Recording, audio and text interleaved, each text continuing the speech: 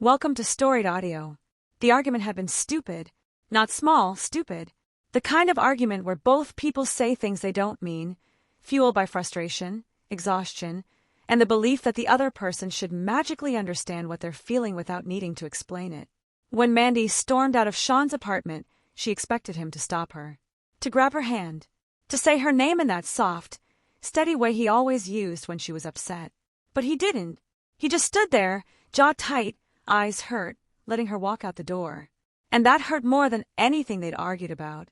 For a week, she replayed that moment over and over.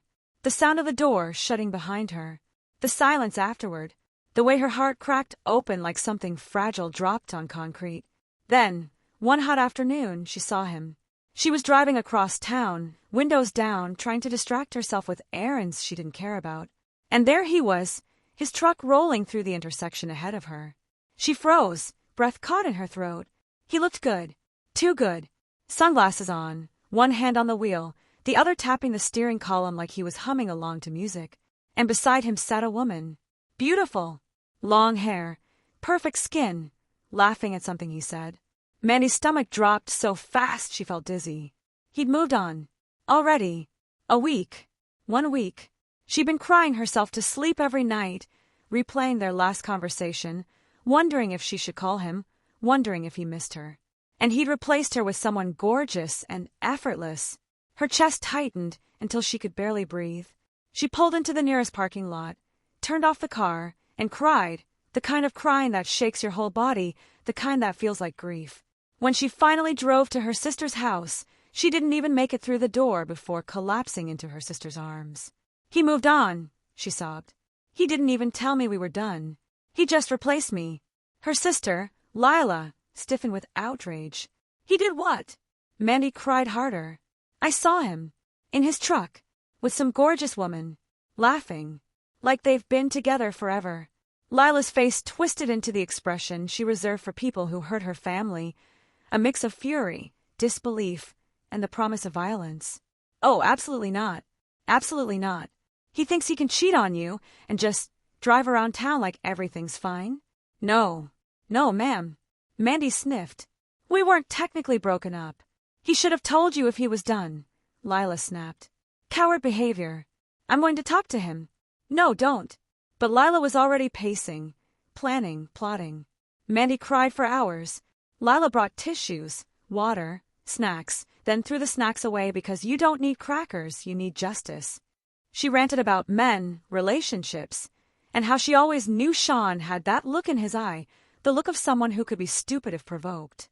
By the next morning, Mandy was exhausted, puffy-eyed, and emotionally wrung out.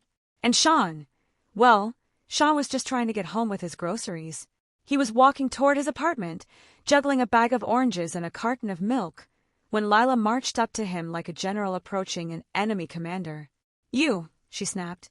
Shawn blinked. Hi, you're a coward. He dropped an orange. What? A coward. And a cheater. He dropped another orange. I'm sorry, what? My sister has been crying for days, Lila said, voice rising. Days? Because you moved on without even telling her you were done. Shawn's face went pale. Moved on? What are you talking about? She saw you, Lila said. In your truck. With another woman. Shawn stared at her, stunned. Then he laughed.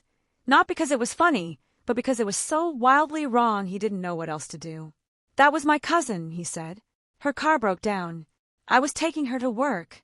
Lila froze mid-rant. You're a cousin. Yes, he said. My cousin. And I haven't moved on. I haven't even moved sideways. I've been miserable. I regret that fight. I wanted to call her, but I didn't know if she wanted to hear from me. Lila's anger melted into something sheepish. Oh, he echoed. She cleared her throat. Well, you still shouldn't have let her walk out. I know, he said quietly. I know, and I want to fix it. Lila sighed, then jerked her head toward her car. Come on, she's at my house. Shawn followed her, heart pounding, oranges forgotten on the sidewalk.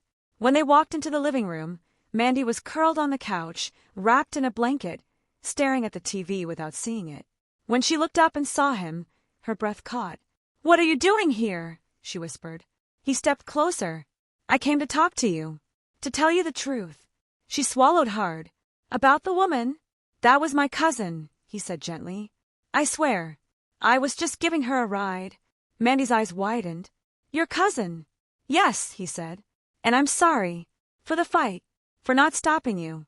For letting my pride get in the way. I love you. And we shouldn't walk away from each other when we're angry. We should talk. Even if it's hard. Her eyes filled with tears again, but this time, softer ones. She reached out, and he took her hand, squeezing it like he never wanted to let go. I love you too, she whispered. I thought I lost you. You didn't, he said. You never did. They leaned into each other, forehead to forehead, breathing the same quiet, relieved air. The tension that had lived between them for a week dissolved like mist. Lila watched them for a moment, arms crossed, then rolled her eyes dramatically. You two are a mess, she said. A complete mess. I love you both, but you need to get it together. Mandy laughed through her tears. Shawn laughed too, pulling her closer. And for the first time in a week, everything felt right again. Messy, emotional, imperfect, but right. Their relationship wasn't just repaired, it was stronger. Because now they knew exactly how much they meant to each other. How deeply they loved. How much they were willing to fight for each other. Even if sometimes the fight involved a furious sister, a misunderstanding, and a truck ride with a cousin.